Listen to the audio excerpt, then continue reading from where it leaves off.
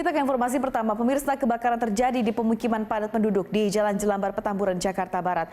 Untuk mengetahui kondisi terkini di sana, kita akan bergabung dengan reporter Ismail Reza dan juru kamera Muhammad Rianto langsung dari lokasi. Kita langsung sapa Ismail. Ismail, apakah api sudah padam sepenuhnya? Bagaimana kondisi di sana saat ini?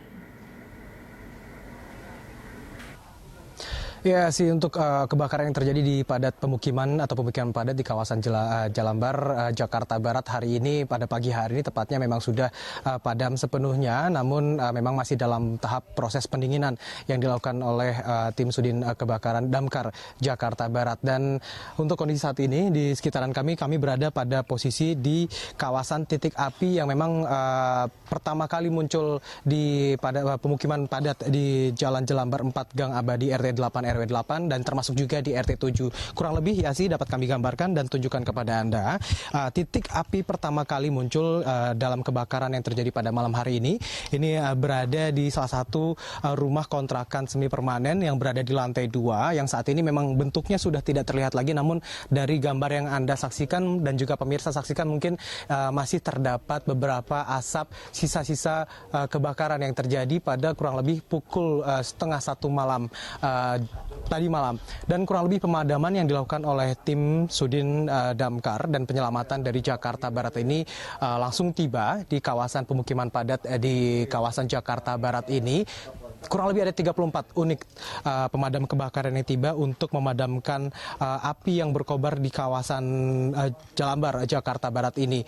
Dari keterangan yang kami dapatkan, dari sejumlah informasi yang kami dapatkan pula dari sejumlah warga, dikabarkan ini proses pemadaman dilakukan hampir cukup lama, 4 jam kurang lebih, karena memang dari pantauan kami saat menghampiri kawasan ini memang akses masuk dari jalan utama menuju ke lokasi titik kebakaran ini memang cukup sulit dan cukup sempit sendiri.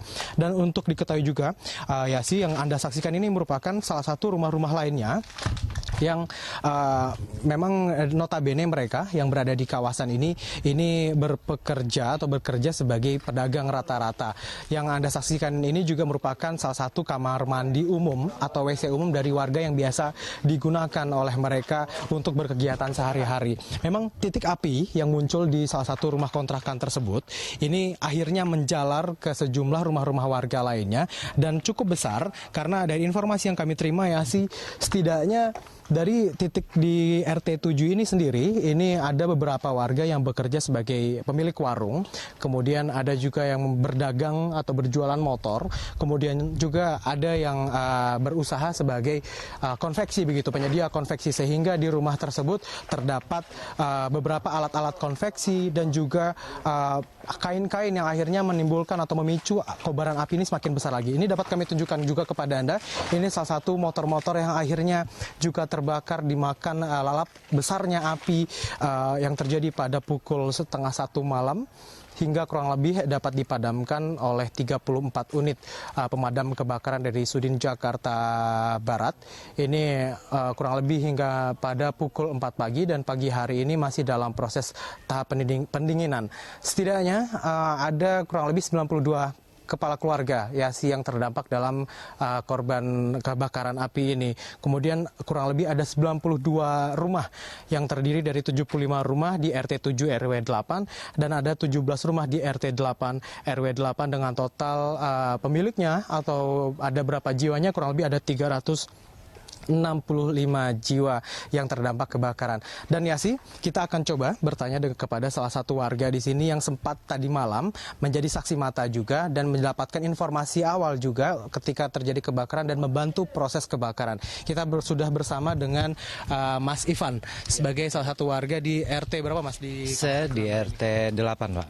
RT 8 RW 8. Mas Ivan, apakah termasuk rumah yang terdampak kebakaran juga pada tadi malam? Alhamdulillah, rumah saya tidak kena, Pak. Karena titik api itu sudah kondusif dengan titik anak-anak berkumpulnya untuk memadamkan api secara manual. Oke, baik. Dari informasi yang kami terima, Mas Ivan bersama rekan-rekannya juga mendapatkan informasi awal terjadinya kebakaran. Boleh diceritakan, Mas, kronologis awal dan bagaimana warga-warga setempat ini secara manual tadi yang disebutkan pertama kali mencoba untuk memadamkan api? Kronologinya yaitu di dalam sebuah kontrakan ya, itu terdapat arus pendek ya Pak ya. Dari situ arus pendek itu akhirnya membakar satu kamar itu yang memang penghuninya memang tidak ada ya. Iya betul. Nah lalu menjalar ke rumah sebelahnya ke belakang, dan kita tidak sempat ya karena api sudah terlanjur besar. Akhirnya kita semua menghimbau semua warga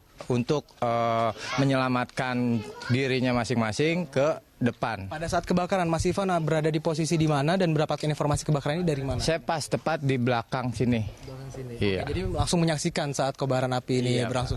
Lalu apa yang dilakukan warga, Mas Ivan termasuk juga untuk memadamkan api pertama kali sebelum damkar ini datang, Mas?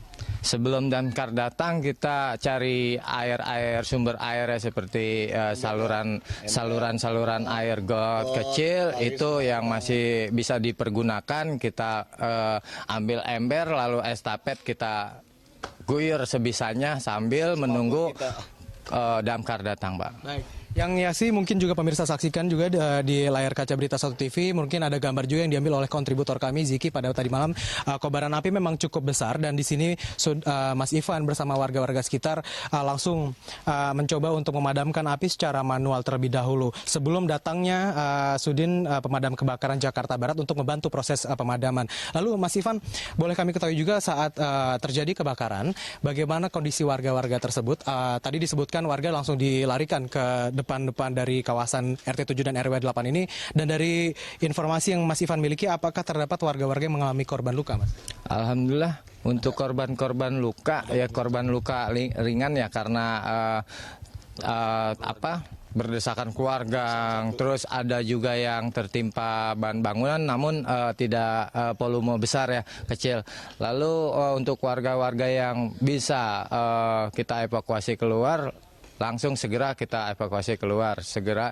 Jadi tidak memikirkan harta benda ataupun apapun lah yang dibawa, hanya baju yang dipakai. Artinya korban jiwa tidak ada, Mas? Tidak ada, Pak. Ada satu pingsan. Hanya pingsan saja. Dilarikan langsung ke rumah sakit terdekat atau Enggak, dibawa ke depan pos. Kita dibawa ke tempat-tempat kondusif dulu ya, lalu ditangani oleh warga yang bisa menangani hal itu. Dan saat ini kegiatan warga sekitar ini bagaimana, Mas? Sudah ditangani? Apakah dinas sosial setempat sudah datang atau dinas kesehatan setempat sudah? Dinas sosial itu datang jam 4 ya, jam 4, jam 3 juga dia udah standby di sini ya. Lalu mendata siapa saja yang sudah terbakar rumahnya, korbannya, lalu mendirikan tenda-tenda secepatnya sih. Baik, terima kasih banyak Mas Ivan atas informasinya, sudah bergabung bersama kami juga di Berita 1 TV. Kami turut prihatin dengan terjadinya kebakaran di sekitaran Jelambar ini. Terima kasih, Mas. Ya, Yasi dan juga pemirsa, memang terjadinya kebakaran di kawasan Jelambar, Jakarta Barat ini bukan kali pertama, namun beberapa kali juga sempat terjadi kebakaran. Bahkan kita ketahui bersama sebelumnya di kawasan Tambora, Jakarta Barat juga terjadi kebakaran pada Kamis lalu. Kalau kami mencoba riset sedikit begitu, ini kawasan Jelambar juga sempat terjadi kebakaran pada bulan September 2018. Dan keterangan dari warga setempat pun hampir berpotensi terjadi kebakaran selama 4 kali juga, beberapa karena motor yang terbakar, kemudian beberapa hal-hal lainnya. Namun untuk kali ini memang dari keterangan Kasiops Sudin Damkar Jakarta Barat Romli menyebutkan bahwa dugaan sementara ini terjadi karena korsleting listrik, dan tadi diperkuat juga oleh keterangan dari warga yang menjadi saksi pertama dalam atau saat terjadinya kebakaran. Dan ketika sudah terjadi kebakaran seperti ini, artinya masyarakat juga harus lebih memahami ketika mereka memang tinggal di pemukiman-pemukiman yang padat penduduk, dan mereka memahami bahwa arus listrik ini gampang atau mudah terjadi arus pendek. Ada beberapa hal yang dapat dilakukan oleh masyarakat setidaknya ketika tinggal di kawasan-kawasan padat penduduk. Setidaknya yang pertama, melakukan pengecekan secara bergilir dari arus listrik yang mereka miliki. Kemudian kedua, jangan membiasakan untuk menaruh colokan atau mencolok alat-alat elektronik dalam satu saklar yang sama. Setidaknya dua hal itu dapat dilakukan oleh masyarakat untuk menghindari dan mengantisipasi terjadinya kebakaran di kawasan-kawasan padat penduduk. Ya sih. Baik, terima kasih Ismail atas seluruh informasi Anda. Selamat bertugas kembali.